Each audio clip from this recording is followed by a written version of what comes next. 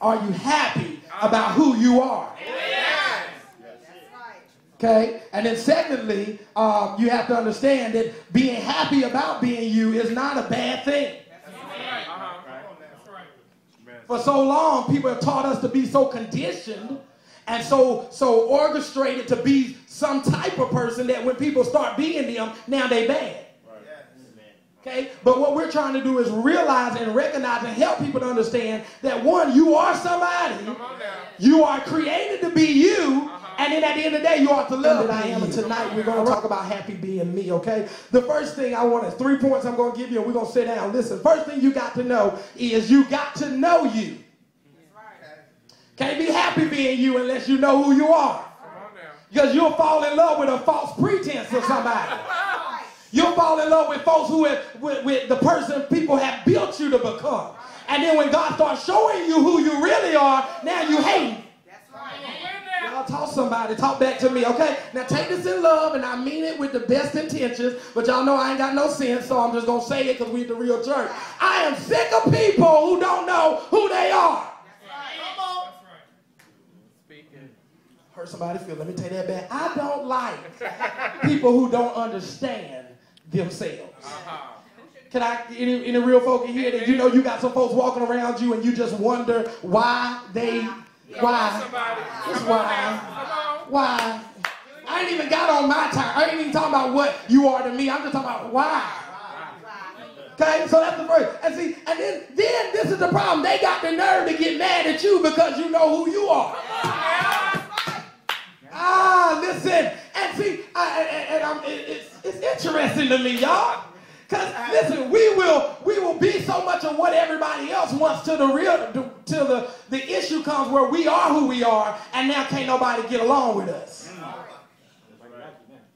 And then you struggle because you've been doing whatever who you were before so long that you don't know how to operate in the reality of who you are to the age where you're understanding who you are, but you're looking at God like he crazy.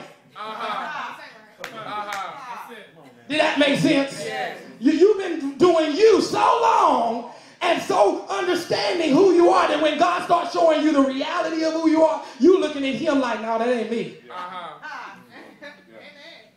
Come on. Let's go to Jeremiah 1:5.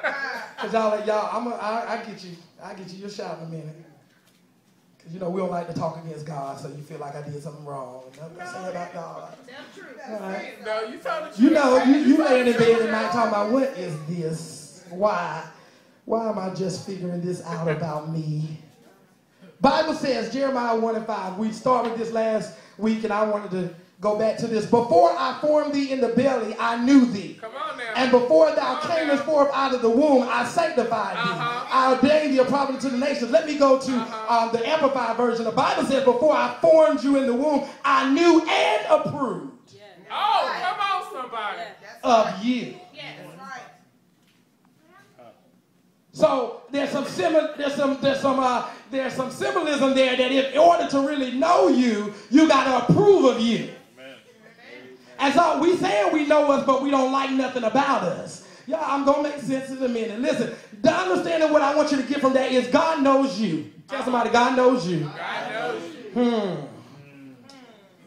Listen, the Bible says that when before you were formed in the womb, he had given you identity. Come on now. So the problem is, if God knows you and you're trying to be like God, why don't you know who you are?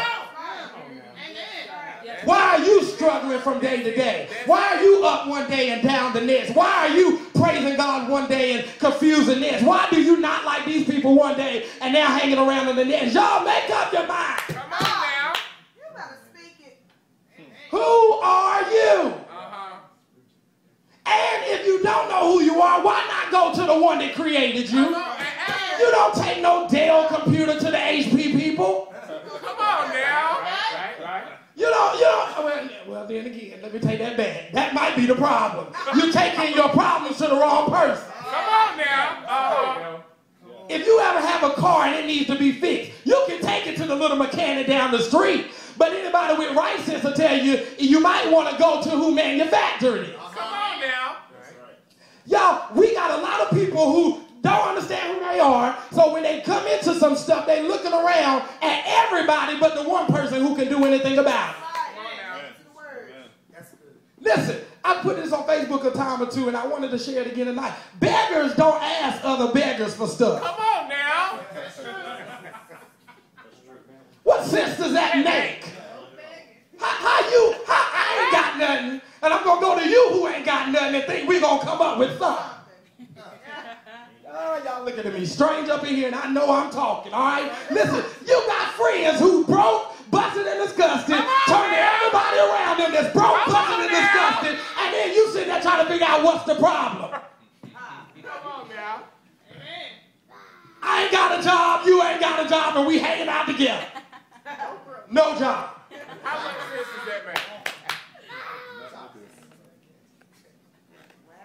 Y'all, it seems like to me you ought to get around somebody who got a little something.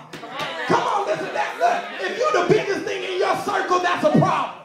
Come on now. Hear me again, if you're the biggest thing in your circle, that's a problem. There ought to be somebody in your life that you're looking up to. Come on now. I'm going to put myself. Stop. You got to know you. You got to know no. Y'all, because God had a plan when he created us.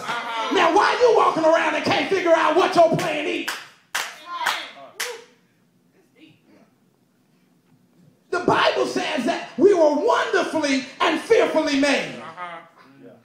But you're just depressed, frustrated, confused, don't like nobody, don't nobody like you, mad at the world, think everybody against you. Baby, it ain't that serious. Come on. Come on now. Y'all, and I'm saying this just as plain as I know how, because y'all, we good at being spiritual. And frankly, I'm tired of spiritual folk. Because y'all, if you got all this, look, my mama said it like this, don't be so heavenly minded that you're no earthly good. How you got all this power and it don't work in you? How are you so anointed and ain't working nowhere? How are you so anointed and ain't got no vision? How are you anointed and ain't never got nothing? How are you anointed and it ain't working for you? Better speak the truth. Then you want somebody to recognize who you are. Baby, find out who you are first. Facebook stuff. That's it right there. That's it. Yeah, and I'm okay if at the end of every Sunday, this is all I'm talking to, because y'all, I'm tired of a church full of folks that ain't doing nothing. Come on now. Packed out, wonderful worship, and go out and hate everybody in the church. How you join the church and don't like nobody? Come on now. Come on now. I'm not talking to nobody today. I'm just going to walk away. The Bible says fellowship is good. Come on now. How you the only person in the ship?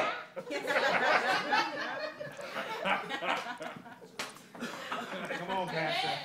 Go ahead, Pastor. Go Y'all ahead. notice where we mess up because I get carried away and I start going on.